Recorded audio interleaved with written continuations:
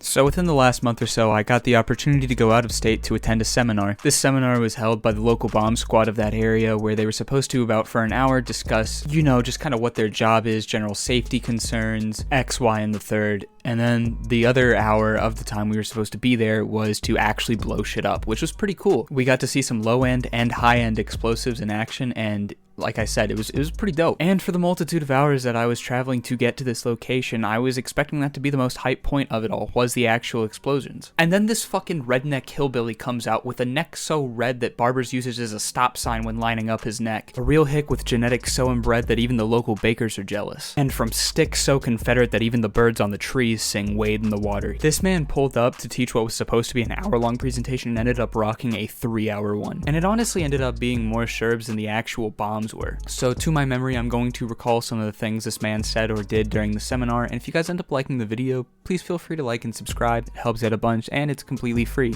But without further ado, let's just get started with the seminar. So this older man walks in, carrying a fucking pipe bomb, and he starts waving it around like one of those little finger pointer things that teachers used to have. I'll put a picture on screen. The PowerPoint is just on a slide of a random briefcase, and he starts walking around pacing, pointing this fucking pipe bomb at people. And he's like, "You there, is this a briefcase or a bomb? Briefcase or a bomb?" I mean, no one's answering because they're practically traumatized at the moment. But one girl in the corner finally raises her hand and goes, bomb? And he points this fucking pipe bomb at her and goes, "It's on my PowerPoint, you're damn right it's a bomb." That was our introduction to this man. We had not talked to him for a singular second prior. And this was the time that he was on today. He then looks at all of us and goes, "What are you so scared of this pipe bomb for? It ain't even on yet." And then flips the fucking switch on it and drops it. It hits the ground and it makes a really high-pitched beeping noise, but it doesn't actually explode. This bomb was a dud and he was just gassing us the whole time to scare the shit out of us. Once again, all of us in this room, there's like 30 or 40 of us, are just fucking traumatized, trembling and shaking, and this man is laughing his ass off. He looks at his friend and goes, "Daryl, it works every fucking time."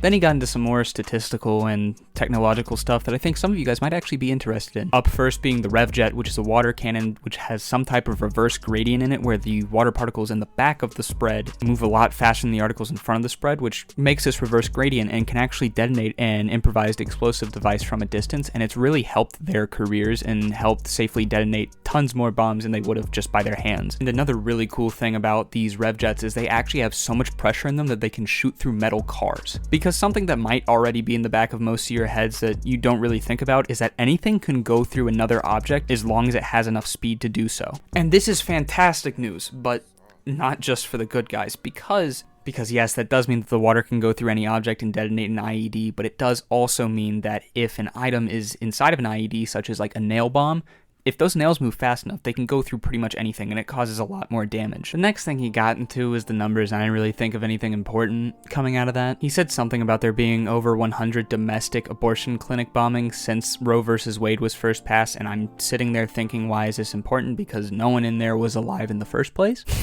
Jesus fuck. Okay. And then we got to the EODs, which are basically just suits that people wear when they're disarming bombs. And I mean, this man just does a brilliant job at explaining it. And then you gotta grab the donkey dick. I mean, AirTube, I shouldn't be swearing in front of these fucking kids. Damn it.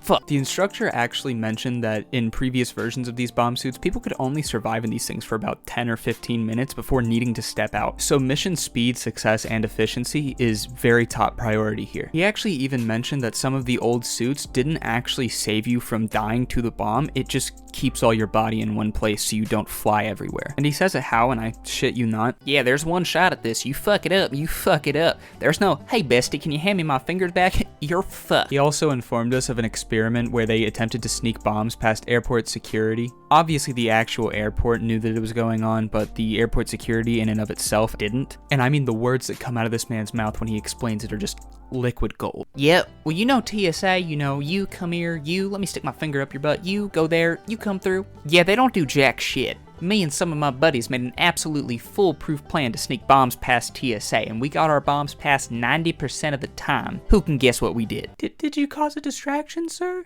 No, but that was one of the ideas we thought about. Next guess, you in the back. Did you make the bombs out of 100% plastic so they wouldn't go into the metal detector?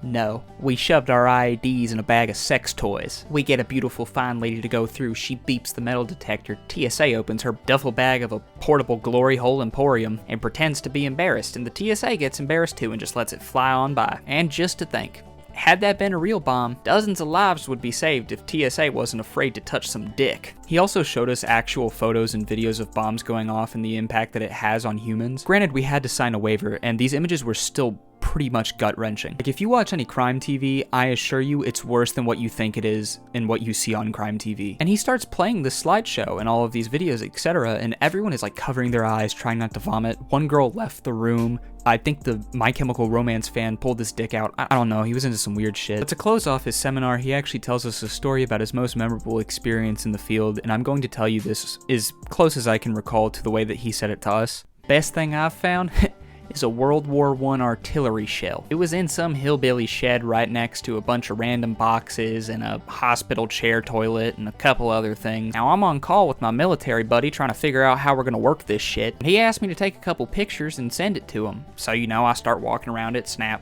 snap, snap. I send a couple photos to him and he responds, "Holy shit, is that a bedside commode?" And I'm like, there's a World War I artillery shell in this man's backyard, and you're worried about the fucking commode? And my buddy on the phone, he stops laughing, and he says, "Real talk, I need you to get one of your knives out, and I want you to get up there, and I want you to start scraping it. See if you can get me that serial number so I could enter it into the system." And I'm sitting there, and I respond to him, "Well, what happens if I accidentally cut a hole in it, and the shell blows up?" And my buddy tells me through the phone, "Fuck around and find out." I get on all fours and I crawl into that shed and I scrape off the serial number and I take a picture of it and I send it to him, and he responds with 5 words and 5 words only: "Don't fuck with it." Walking Ricky jeans, Balenci on my toe. She a fiend to me, just look up at her nose. I keep Venmo drip on me for when it's cold.